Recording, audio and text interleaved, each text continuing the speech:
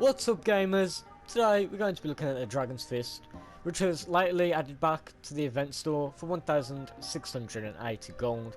We're going to be looking at all the perks that I put on mine. We're going to be looking at the hero loadout and how it performs in game. Before we get into the video, like and subscribe, it's always appreciated. Let's just get into it.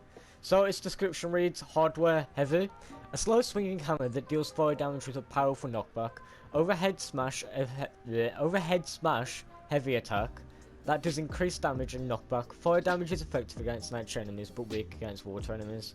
This weapon, like, I'm pretty sure all of the Chinese New Year weapons is locked to the fire element.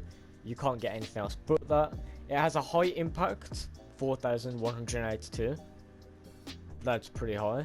Let's get into its perks. For its first element, yeah, we got fire. It's locked to fire, we can't change it.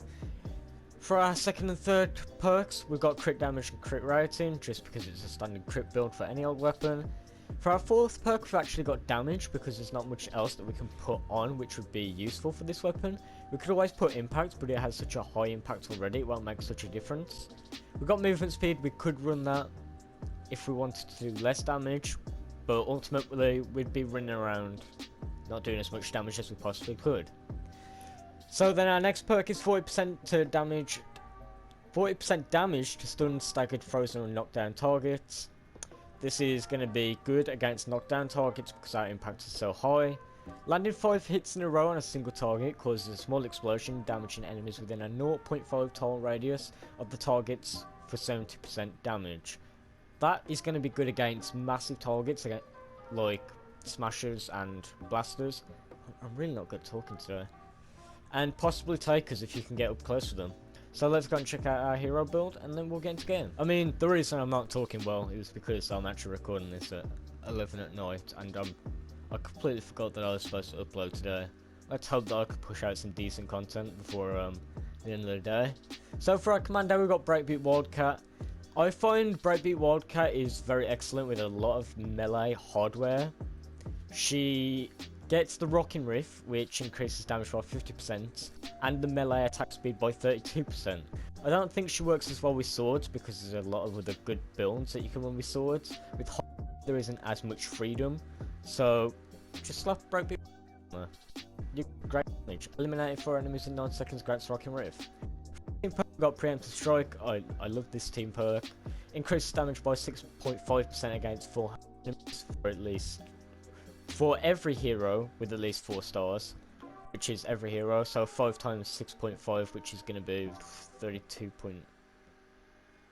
oh god, 32.5% extra damage. I don't know. 32.5% extra damage, give or take. That's really good because that's going to push us over the edge to one-hitting a lot of enemies. For our support team, we've got Knight's Impact, increases hardware impact by 32%.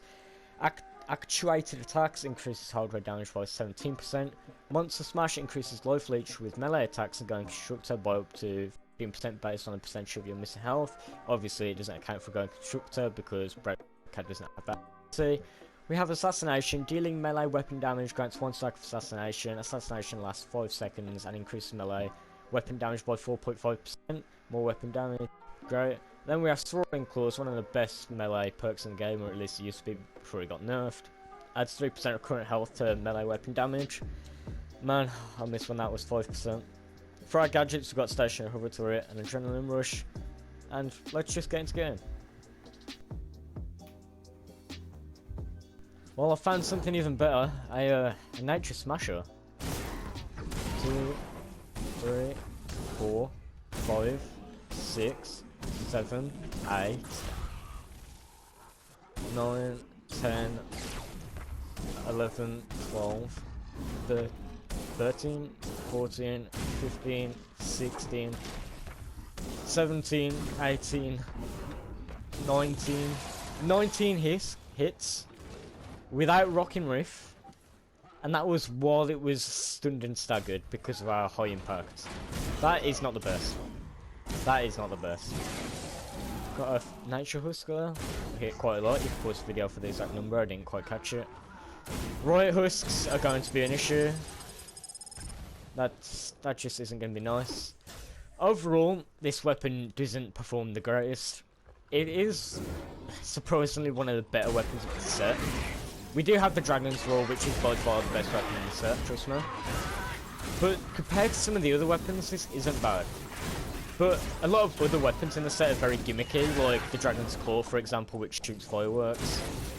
These aren't weapons which are meant to be amazing. But it performs... This weapon... It performs well as a standard hardware. It's not the best, but it can get the job done.